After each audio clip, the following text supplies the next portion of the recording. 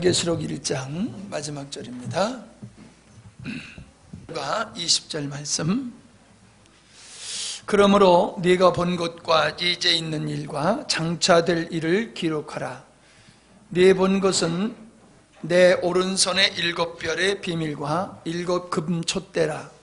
7별은 7 교회의 사자요 7 촛대는 7 교회니라. 아멘. 될 수 있는 대로 앞쪽으로 좀 앉으시기 바랍니다. 지난 시간에 다 하지 못한 말씀을 오늘 이어서 나누도록 하겠습니다. 오늘 19절에 보면은 네 본 것과 이제 있는 일과 장차될 일을 기록하라 라고 말씀하고 있습니다. 사도 요한이 본 것, 그것은 이제 실현되어지는 일이고 그리고 장차 될 일이다, 그렇게 말씀을 하고 있음을 보게 됩니다. 이 말씀은 다른 사항을 기록한 것이 아니라 같은 내용을 반복해서 기록한 묵시문학의 히브리인들의 표현 방식이다라고 하는 것으로 여러분이 이해를 하시면 좋겠습니다. 그래서 우리가 신약성경을 읽어보면은 진실로 진실로라고 하는 말씀이 있습니다. 한 번만 하는 것이 아니라 반복해서 하고 있습니다. 그리고 19절에도 우리가 볼 19절이 아니라 거룩하시도다, 이렇게 요한계시록에서 말씀하고 있는 천사들이 그렇게 하나님을 향해서 경배하는 모습을 볼 수 있습니다. 그냥 거룩하십니다 이렇게 끝나는 것이 아니고 하나님은 거룩하시고 거룩하시고 거룩하시다, 그러니까 온전히 거룩하신 그런 분이시다라고 하는 것을 강조하는 어법으로 기록되어 있는 것이다 라고 하는 것입니다. 자, 중요한 것이 뭐냐 하면은 본 것이다 라고 하는 겁니다. 요한이 본 것, 그것은 하나님께서 천지 만물을 창조하시기 전에 의도하신 일입니다. 하나님께서 천지 만물을 창조하시기 전에 의도하신 일을 이미 이루셨고 또 앞으로도 이루셔서 완성하실 분임을 우리에게, 사도 요한에게 보여주신 것입니다. 그것은 새로운 것이라기보다도 감추어졌던 것인데, 나중에도 이제 비밀이라는 말씀으로 나옵니다마는 이미 이것은 하나님의 의도 속에 있었던 것이기 때문에 그것은 시간에 따라서 그냥 진행되어지고 완성될 수밖에 없는 것이죠. 우리는 많은 계획을 세운다 할지라도 그 계획대로 살아가지를 못합니다. 실행하지를 못합니다. 그러나 하나님은 계획하셨다라고 하면 이미 완성하신 거나 마찬가지십니다. 그분은 의지가 그러시고 능력이 있으시기 때문에, 변함이 없으신 분이시기 때문에 그분은 벌써 하나님의 생각하신 것은 이미 완성된 것이다, 그렇게 볼 수가 있는 것이거든요. 그래서 사도 요한이 본 것은 하나님의 경륜, 그 마지막 단계를 교회 시대에 일어날 것들을 보고 있다라고 하는 것입니다. 이와 같이 오늘 우리 성도들도 이 하나님의 요한이 보았던 그 마지막 시대에 될 일들일 뿐만 아니라, 그것을 다시 말하면 하나님의 경륜이라고 그랬는데, 창조의 의도라고 그랬는데, 우리 성도들도 그걸 볼 수 있어야 됩니다. 그것을 모르면 안 됩니다. 우리가 계획한 것을 계획에 의해서 일을 이루어 준비하고 그 일을 진행해 나가듯이, 오늘 성도들이 바른 믿음, 흔들림이 없는 믿음, 이 세상에서 흔들리지 않는 견고한 믿음으로 서갈 수 있는 사람은 하나님 생각 속에 하나님이 의도하신 것이 무엇인지를 우리가 똑바로 알아야 되는 거예요. 그래서 지난 시간에도 말씀드렸지 않습니까? 하나님을 아는 것은 하나님의 성품을 아는 것이고 하나님의 의도를 아는 것이다. 우리는 그 하나님의 성품과 의도를 알 때에 우리는 범죄치 아니하고 헛된 삶을 살지 아니하고 주님께서 원하시는 삶, 주님이 걸어가신 십자가의 길을 우리도 걸어갈 수 있다라고 하는 말씀을 드렸습니다. 오늘날 많은 성도들이 이렇게 방황하고 흔들리는 이유는 그 요한이 보았던 것과 같이 우리 모든 믿음의 성도들은 반드시 보아야 할 하나님의 마음속에 심겨져 있는, 간직되어 있는 비밀한 것, 하나님의 경륜을 우리가 볼 수 있어야 될 줄 믿습니다. 이것을 보지 못하고 믿음의 생활을 하는 것은 아주 참 빈약한 믿음의 생활을 할 수밖에 없다라고 하는 것이죠. 사도행전 4장에 보면은 사도들을 잡아다가 공회에서 매를 치면서 협박하면서 그들에게 예수의 이름으로 아무것도 하지 못하게 그렇게 겁박하는 모습을 볼 수가 있습니다. 그럴 때에 사도들이 뭐라고 얘기를 하느냐 하면은 우리는 보고 들은 것을 말하지 않을 수 없다라고 말하고 있습니다. 당신들이 우리를 위협하면서 예수의 이름으로 아무것도 하지 말라고 그러지만은 우리는 보고 들은 것, 즉 내가 경험한 것, 주께로부터 계시받은 것, 이것을 전하지 아니하고는 안 된다. 우리는 죽어도 보고 들은 것을 말할 수밖에 없다라고 이야기를 하고 있는 겁니다. 굉장히 중요한 의미가 있는 거예요. 오늘 우리들이 그리스도의 증인으로 성령이 임함으로 말미암아 믿는 자들은 다 그리스도의 증인이 되었다라고 사도행전에서 말씀을 하고 있는데, 증인이라고 하는 것은 본 게 있어야 돼요. 경험이 있어야지 증인이 될 수 있잖아요. 보지도 못하고 듣지도 않았는데 어떻게 증인이 될 수가 있습니까? 근데 성령의 임하심으로 말미암아 너희들이 예수 그리스도의 증인이 될 수 있다고 하는 것은 2000년 전에 십자가를 오늘 우리가 볼 수는 없지만은 성령님을 통해서 2000년 전에 그 갈보리상의 십자가를 우리가 볼 수 있어야 될 줄 믿습니다.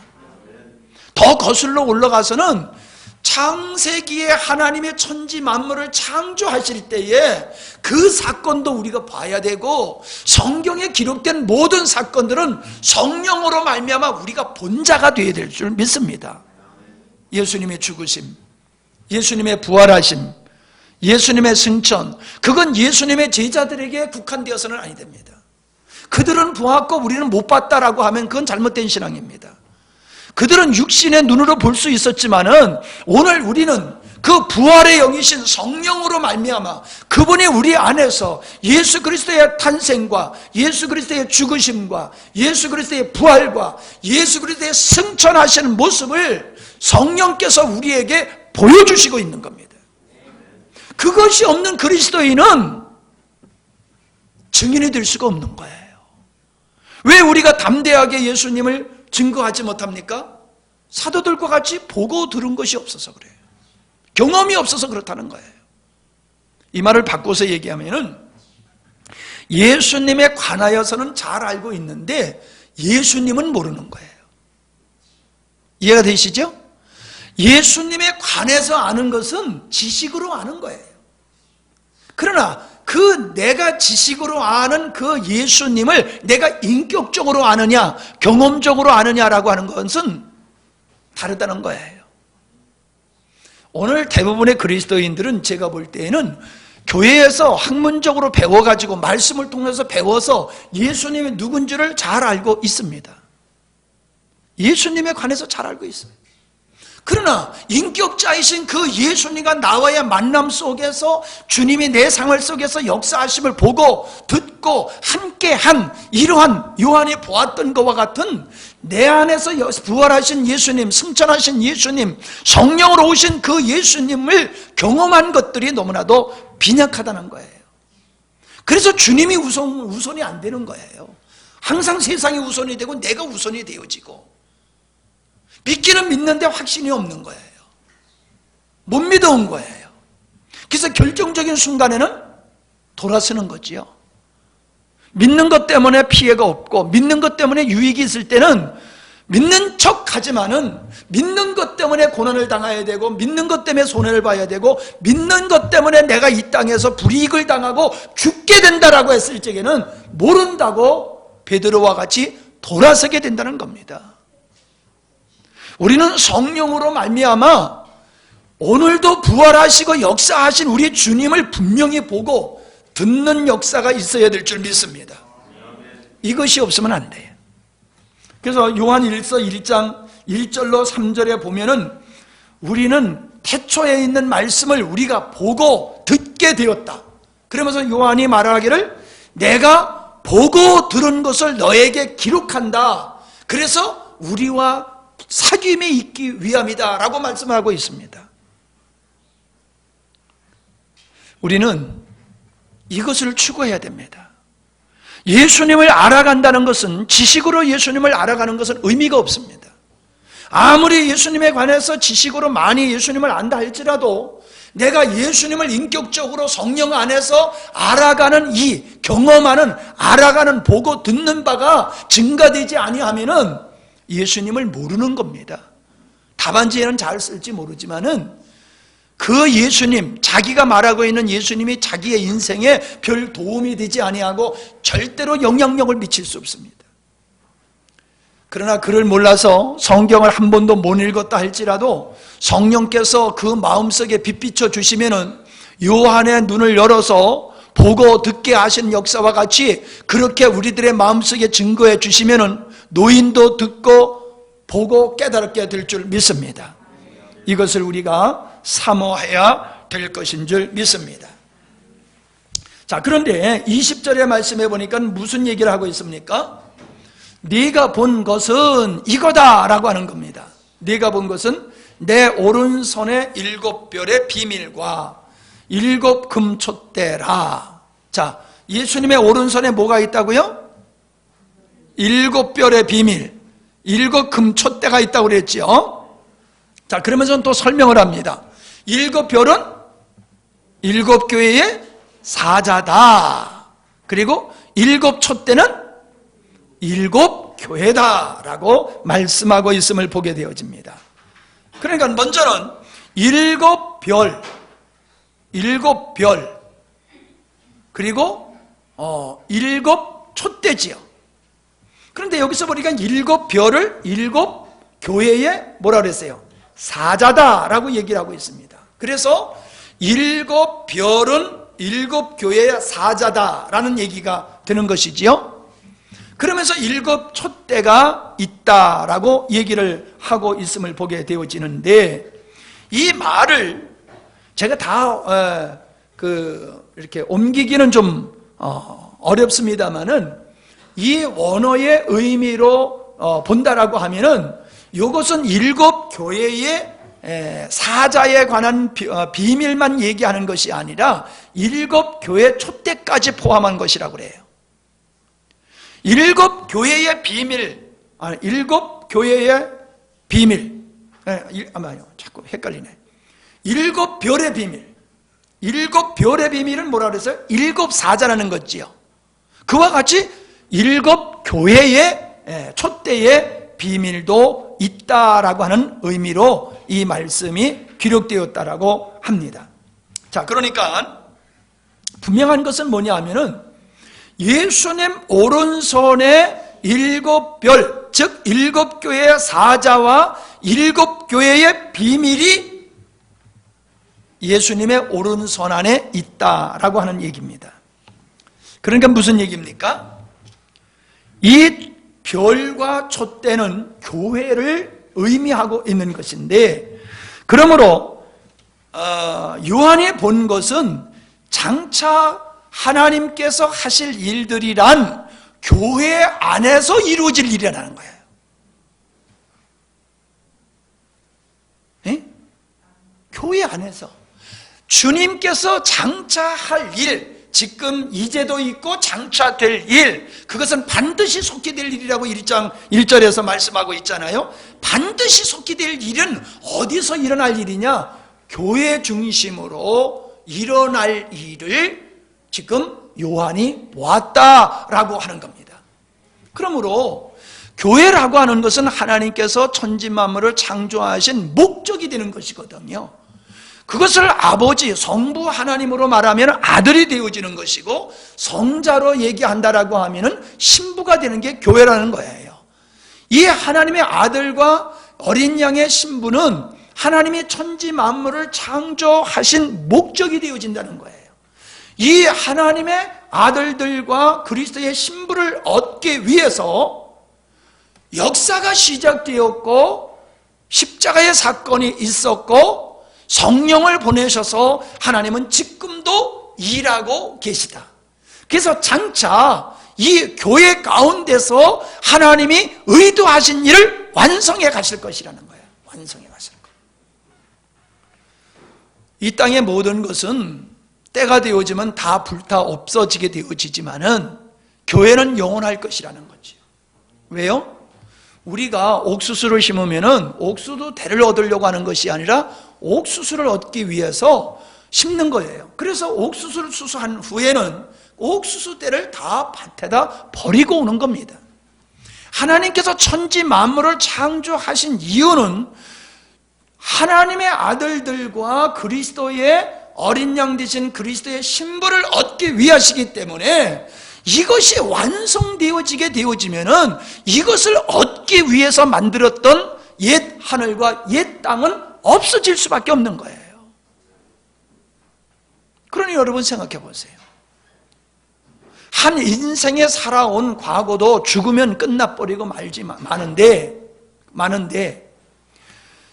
하나님 큰 차원에서 봤을 때는 하나님의 목적이 이루어지면 이 땅덩어리가 없어진다는 거예요. 옛 하늘과 옛 땅이 어떻게 없어질지 나도 모르겠어요. 그러나 없어진다는 거예요. 근데 없어진다는 것이 별거 어렵지 않다는 것을 우리가 알잖아요. 우리가 이 은하계에 보더라도 블랙홀이 있잖아요. 블랙홀 속에 지구와 같은 것들이 빨려 들어가 가지고 순간적으로 번쩍하면서 없어지는 것이 과학의 발전으로 그것이 확인이 되고 있어요. 확인이 되고 있어요. 수많은 별들 중에서 어떤 별이 블랙홀 속으로 빨려 들어가면 그냥 순간적으로 없어지는 거예요. 번쩍하고. 말씀으로 창조하신 이 지구, 우주의 역사 대단한 것 같지만은 그렇게 우리의 지금 현재의 눈으로도 쉽게 없어지는 걸 보면서 창조가 뭐가 그렇게 어렵고 하나님께서 목적을 이루신 다음에 이 땅을 없애는 것이 뭐가 그렇게 대단한 일이냐는 거예요. 아무것도 아니라는 거예요. 우리는 장차 이 하늘과 땅이 없어진다는 데 관점을 갖고 생각하기보다는 이 땅이 하나님의 목적을 이룬 다음에 없어진다라고 하는데 그 없어질 세상에 우리가 목적을 두고 관심을 갖고 그것을 좋아하고 그것에 목숨 걸고 산다라고 하면 얼마나 어리석은 겁니까, 여러분? 제가 인터넷에서 중국의 그 얼음 축제하는 걸 봤는데요. 우리나라에서 만든 얼음 조각은 그건 게임도 안 되더라고요. 빌딩을 얼음으로 만들었어요. 빌딩을 얼음으로 만들었어요. 그거 만드는데 아마 돈 그래도 꽤 들어갔을 거예요. 근데 그게 영원히 존재합니까? 겨울이 지나가면은 다 녹아서 없어져요. 그렇게 정성으로 만들어 놓은 게 겨울이 지나가면 그냥 녹아서 없어져요. 거기다가 목숨을 걸고 그 얼음 조각을 한다고 생각해 보십시오. 그게 지혜로운 겁니까? 얼마나 어리석은 거예요. 봄이 오면 다 녹아버릴 그 얼음 조각을 위해서 목숨을 건다라고 하면 어리석은 것과 같이 주님의 뜻이 이루어지면 없어질 세상에 목숨을 걸고 살아간다? 그러면서 그것을 갖다 성공적인 인생이다? 얼마나 어리석습니까? 근데 대부분의 사람들은 지금 그러고 살고 있어요. 그렇게 살고 있어요. 믿는다고 하는 사람들조차도 세상이 마치 영원한 것이냐, 세상에 미련을 두고 애착을 갖고 세상에서 부귀영화와 그 이름을 남기려고. 예? 세상이 없어지는데 묘비는 그냥 영원히 남아 있을까요? 김일성 이름을 갖다가 금강산에다가 그렇게 파놨는데 영원히 갈까요, 그게? 산이 없어지고 지구가 없어지는데 김일성, 김정일의 이름이 존재하겠느냐고요. 영웅호걸들의 업적을 새겨놓은 그 모든 비석들이 영원하겠냐고요. 아니요. 순식간에 다 없어지는 거예요. 아니, 없어지기 전에 벌써 사람들의 기억 속에서 다 없어집니다. 근데 이름 석자 남기겠다고 그렇게 발버둥 치는 인생들을 보면 얼마나 어리석은지 몰라요.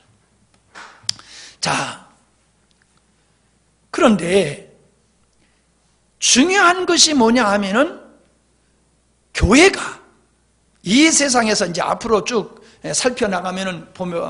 살펴나가면서 보겠습니다만은 이 세상의 교회는 하나님께 속한 백성들은 끊임없이 고난을 당합니다. 그러나 그 교회가 사라지지는 않습니다.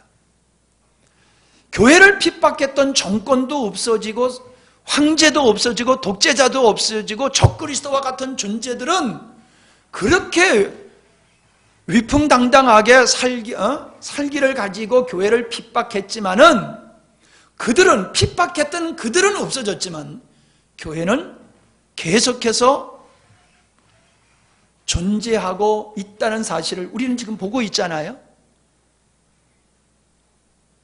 교회 역사가, 인류 역사 속에 교회가 있고 교회 역사를 중심으로 해서 사실은 세계 역사가 진행되어 나가고 있는 거예요.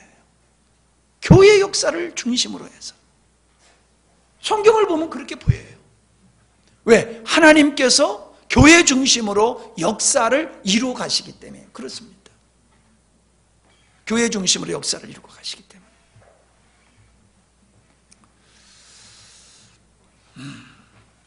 그 교회가 지난주에 살펴본 것과 같이 요한이 본 예수님의 모습, 그 전능하신 우리 주님, 처음과 나중 되어주시는 그 주님의 오른손에 있다는 것은 주님의 보호 아래 있다는 것이고 주님의 주권 아래 있다는 것이에요. 아멘? 아무리 교회를 핍박해도 주님의 주권과 주님의 보호 아래 있는 교회는 소멸되지 않는다는 거예요.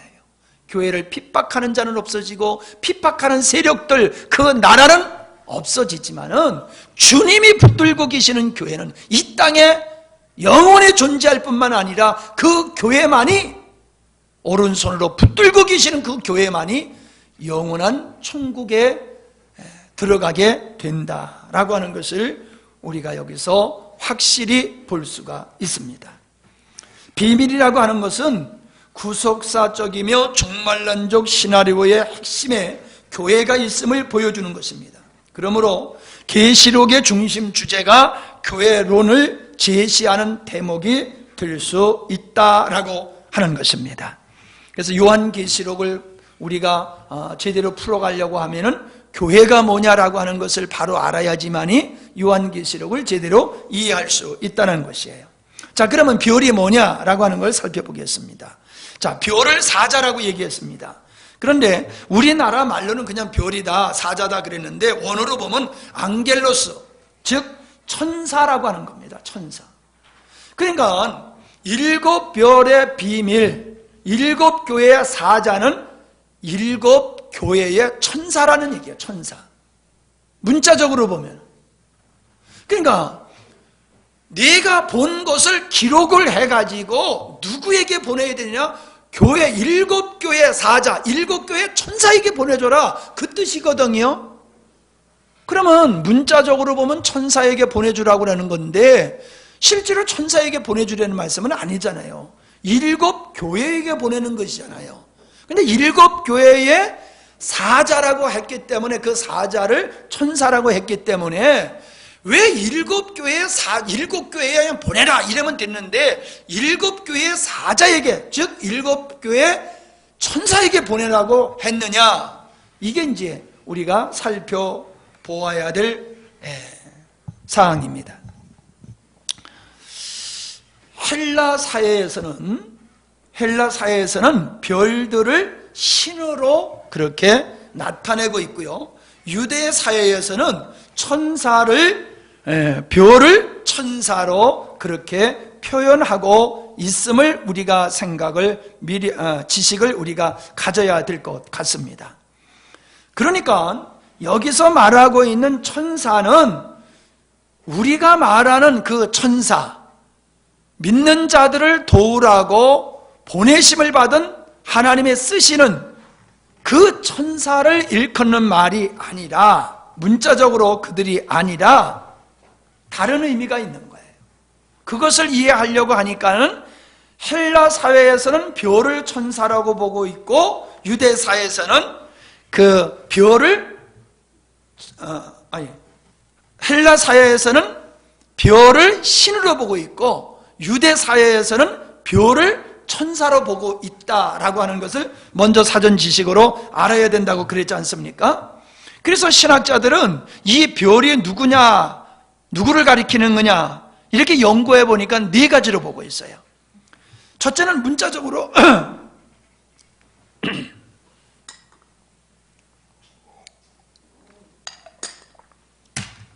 문자적으로 그냥 천사다. 두 번째는 천상에 있는 교회를 일컫는 것이다. 세 번째는 천사를 숭배하는 유대 전통이나 기독교의 한 부류로 보는 것이다.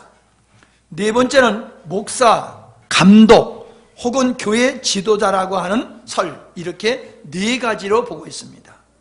근데 대부분은 네 번째, 목사와 감독들, 교회 지도자를 사자다, 이렇게 보는 견해가 많습니다. 저도 그렇게 생각을 했었습니다. 그런데 다시 한번 요한계시록을 묵상을 하고 또 다른 서적들을 보고 그러면서 느껴지는 것은, 일곱 교회의 사자라고 하는 것은 우리 정서로 봤을 때 그래요. 사자다라고 하는 것은 왕이 사신을 보냈을 때에 그를 사자라고 얘기하잖아요. 그래서 이제 우리는 여기서 사자다 그러면은 하나님께서 교회를 위해서 파송한 목사들, 그래서 교회의 대표가 되어지는 목사, 이게 사자다, 이렇게들 보아왔는데, 그것을 뭐 아니라고 바득바득 우길 것은 아닌 것 같고, 뭐 그냥 그렇게 믿으면 믿는 건데, 그거보다는 구약 성경의 전체로 봤을 때에 구약에서 별을 천사로 보고 있다라고 하면은, 그리고 그 천사는 교회와 동등하게 보고 있음을 우리는 다니엘서 10장과 그리고 요한계시록 19장 또 22장 8장 이런 거기에서 우리가 나타나는 것을 보면은 이 천사들도 교회와 또 동등하게 본다는 거예요. 별을 천사로 보고 천사를 교회와 동등히 보는 것이 성경에 나타나 있는 흐름이라는 것이지요. 그래서 일곱 교회의 사자라고 하는 것은 일곱 교회를 통칭을 하는 것이고, 이걸 꼭 천사와 연계하는 것은 바로 이 땅에 있는 교회를 의미하기보다는 천상에 있는 교회.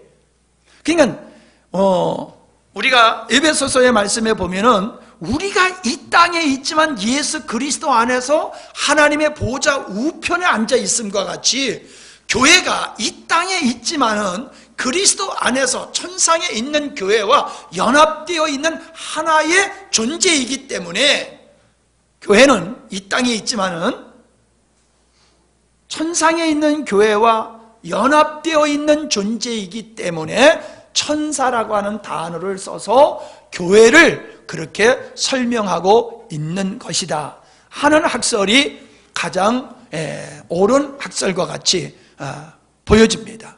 그래서 저는 이 사자라고 하는 것은 일곱 교회의 목사나 감독이나 지도자리라고 보기보다는 이 땅에 있는 교회가 그리스도 안에서 천상에 있는 주님과의 하나된 모습으로 되어 있는 그런 존재이기 때문에 교회를 사자다, 그렇게 표현했다, 저는 그렇게 봅니다. 왜 그렇게 봐야 되느냐 하면은, 이 사자라고 하는 말은 항상 구약에서 천사들이 전투하는 미가엘 천사로 나타나는 것을 보게 돼요. 하나님을 대신해서 마귀들과 싸우고 하나님을 대신해서 원수들을 죽이고 심판하는 일들을 천사들이 했다는 거예요. 천사들. 그래서 하나님의 사자로서 천사들이 그런 하나님의 뜻을 실현하는 일들, 말씀을 전하고 심판을 하고 하는 그런 일들을 했거든요. 그래서 천사는 바로 사자다, 하나님의 사자다, 이렇게 보는 것이거든요. 그래서 우리는 여기서 무엇을 볼 수가 있느냐라고 하면은, 이 구약에서 하나님의 뜻을 이루어가는 이 사자, 천사들은 바로 예수 그리스도를 상징하는 존재다라고 하는 것으로 우리가 볼 수도 있어요. 천사가 예수님이라는 얘기가 아니라 하나님의 사자로서의 사역을 감당하는 그 천사는 하나님의 뜻을 이루기 위해서 이 땅에 오신 예수님, 어찌 보면 예수님도 하나님이 보낸 사자라는 거지요, 사역적인 측면에서 보면. 그래서 구약의 천사는 예수 그리스도의 모형이다, 우리가 그렇게 볼 수 있는데, 그리스도의 모형인 이 천사들, 그 천사들로 말미암아 우리 교회는 이 땅에서 이기는 자, 승리하는 자로 존재할 수 있다는 거지요. 그래서 에베소서 2장과 3장에 보면은 7교회를 얘기하면서 7교회에게 말씀을 주시면서 후렴으로 항상 하시는 말씀이 뭐냐면은 이기는 자에게는 그런 말씀하고 있어요. 그래서 교회는 하나님의 사자인 천사들과 같이 하늘에 속한 이 땅의 교회는 이 땅에서 하나님의 사자로서의 전투적인 사역을 감당하는 존재가 이 땅의 교회다. 그래서 에베소서의 말씀에 보면은 교회를 전투하는 교회로 사자로서 그렇게 표현하고 있음을 보게 되어지죠. 그래서 전신갑주를 입으라, 그렇게 말씀하고 있잖아요. 그래서 마귀와 싸우는 존재가 교회라는 거예요.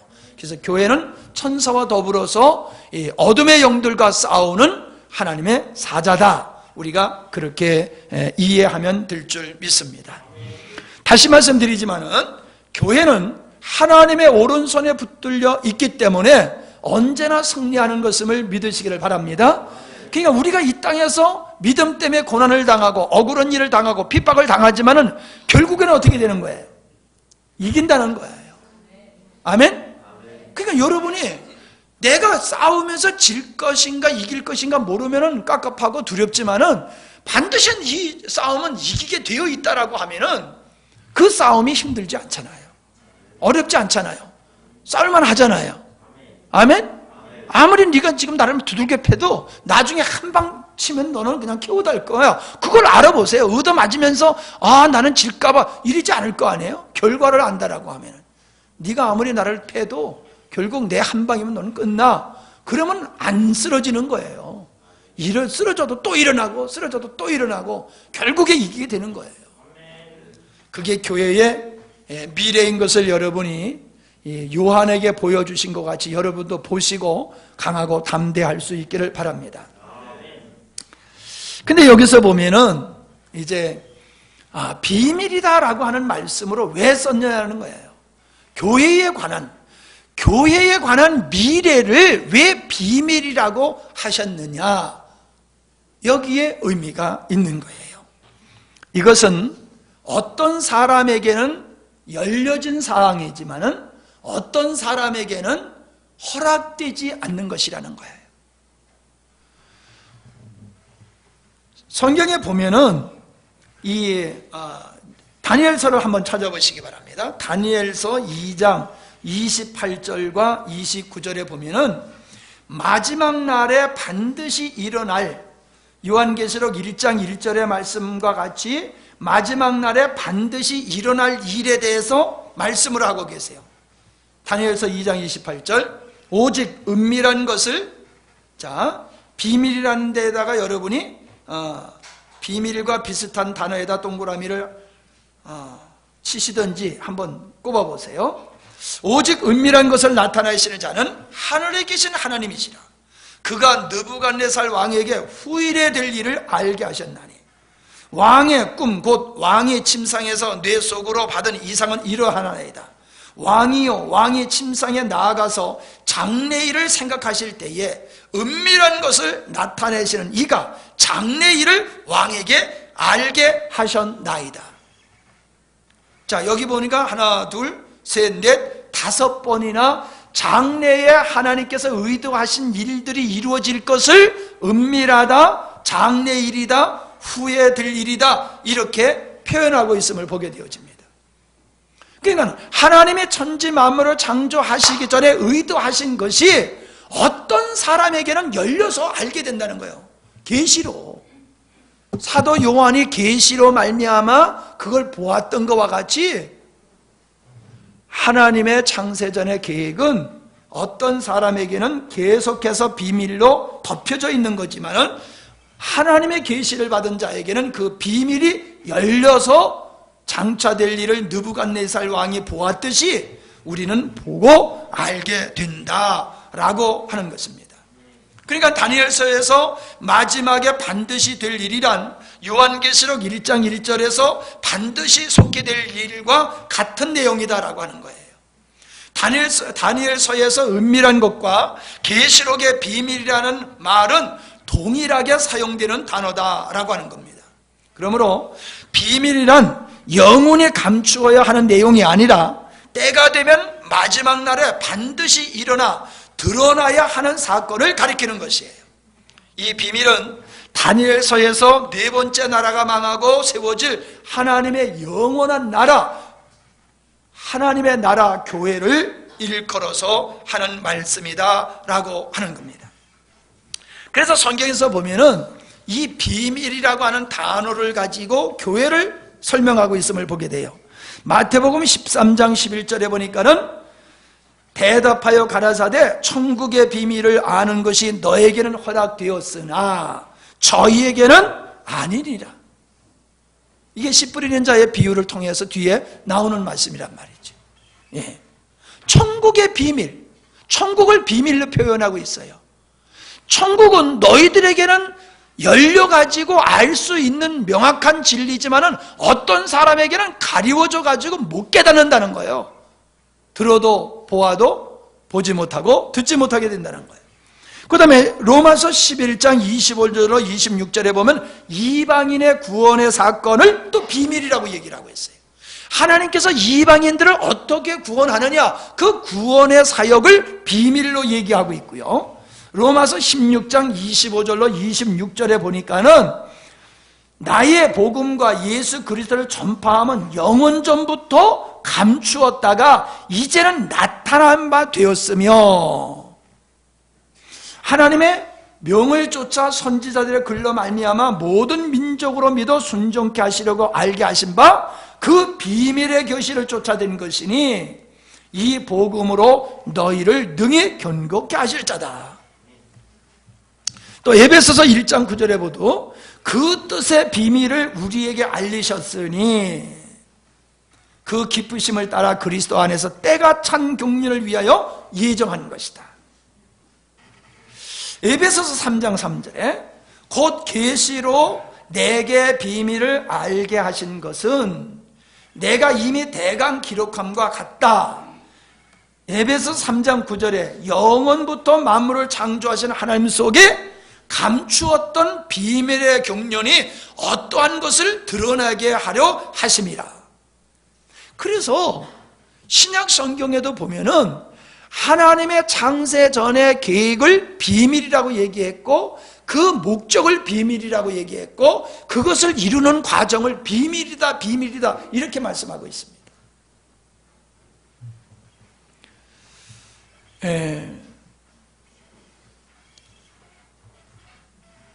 예를 들어서 어떤 예를 좀 들면 좋을까요? 어떠한 사항을 결정을 했지만은 그걸 발표를 안 하게 되었을 때는 비밀이죠. 예? 대통령이 어떠한 계획을 2014년도에 어떠한 일을 할 것을 계획을 했는데 그걸 뻥 터뜨리면 안 되잖아요. 예, 그럼 혼란이 오잖아요. 그죠? 그러니까 미리 그거를 발표하지 아니하고 가만히 감추어 두고 있다가 때가 되어지면은 발표를 해가지고 그 일을 진행하잖아요. 그러니까는 비밀은 영원히 감추기 위한 것이 아니라는 거예요. 그 일을 진행함에 있어서 필요에 의해서 잠시 덮어두고 감출 뿐이에요. 하나님의 창조의 의도는 그런 거예요. 하나님이 교회를 향하신 하나님의 뜻이 그런 거예요. 그래서 이게 점진적 계시라고 그러거든요. 점진적 계시. 그래서 창세기에서부터 하나님의 교회와 구원에 가는 것들이 점진적으로 계시가 발전되고 진행되어 오는 것을 보게 돼요. 그래서 예수님의 와가지고는 완벽하게 계시가 이루어진 것과 같이 하나님의 의도는 그렇게 비밀로 있다가 때가 되면 그것이 발표가 되고 성취되고 이루어지는 거지. 누구에게 그 비밀이 알려지는 거예요? 교회에게. 하나님의 백성들에게는 하나님의 비밀이 계획이 선포가 되는 거예요. 계시로 선포가 되는 거예요. 그걸 우리가 봐야 되는 거예요. 요한이 봤듯이 우리가 봐야 되는 거예요. 봐야 되는 거라니까요. 안 보고 그냥 있으면 안 돼요. 응?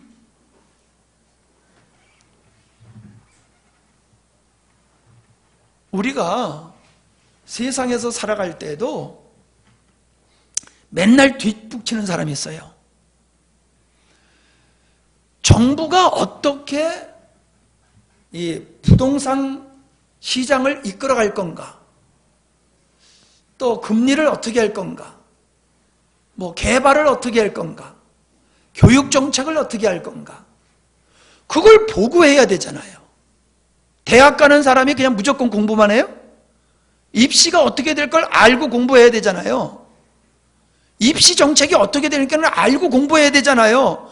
나 대학 안 간다고 그냥 생각도 안 하는 거예요? 의미는 알아야 될 거 아니에요. 예? 아니 우리 애들이 커가지고 대학 간다라고 하면은 나는 이젠 뭐 신경 쓸 일도 없어요 이젠. 그러나 여러분의 자녀들이 앞으로 대학 갈 자녀들이 있으면은 얘네들이 대학 갈 때는 대학 입시 전형이 어떻게 될 것인가를 알고 거기에 맞춰서 공부를 시켜야 되잖아요. 그냥 무조건 하면 되는 거 아니잖아요. 예? 아니 정부에서 뭐 어떤 얘기를 좀 생각을 안 했었기 때문에 내가 지금 이렇게 지금 생각을 하다 보니까 그런데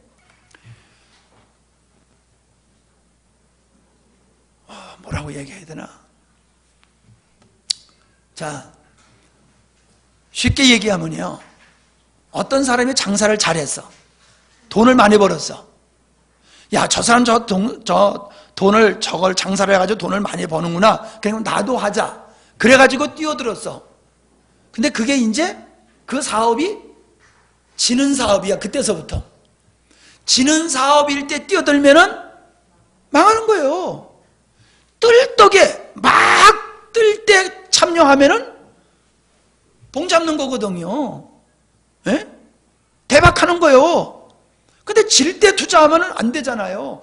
공부도 그렇고 기업도 그렇고 모든 게 그렇다는 거예요. 이해되시죠? 그 이해되는 걸 괜히 어렵게 설명 안 하고 제가 고생을 하고 있는데, 그런데 왜 그거는 알면서 우리 신앙생활 믿음의 생활은 왜 안 하냐 말이야. 그렇게 우리 이제 언젠가 우리 죽을 거잖아요. 그러면 죽을 준비를 하면서 살아야 되잖아요. 여러분 죽을 준비하고 살아요? 박사님 집사님 죽을 준비해? 기도하고 있는 거지 죽을 준비 안 하고 있잖아. 네? 우리가 죽을 준비 하냐고요? 죽을 준비 안 해요.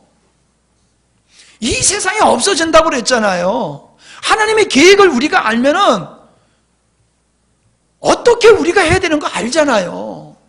근데 우리는 그렇게 안 살잖아요. 지금 내가 왜 자꾸 시비를 거느냐면 그래서 그런 거예요.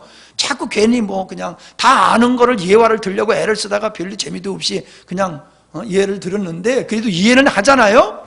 세상 일도 바른 정보를 가지고 공부해야 되고 투자해야 되듯이 하나님이 역사를 진행해 나가시는데 그 역사의 흐름에 맞춰서 경륜에 맞추어서 우리가 살아야지 제대로 사는 거지, 하나님의 경륜과 상관없이 내 존대로 살아간다고 그게 성공적인 인생이냐? 아니다 이 말이에요.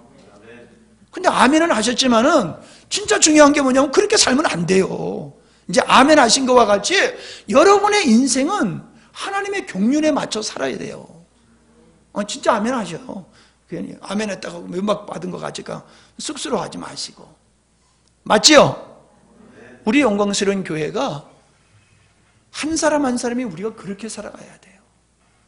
하나님의 경륜에 요한이 봤단 말이에요. 봤단 말이에요. 그 나라를 봤어.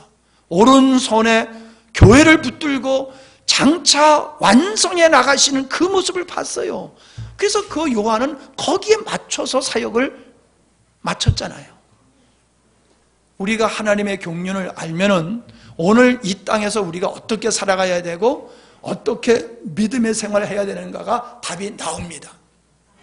바빠서 안 통합니다.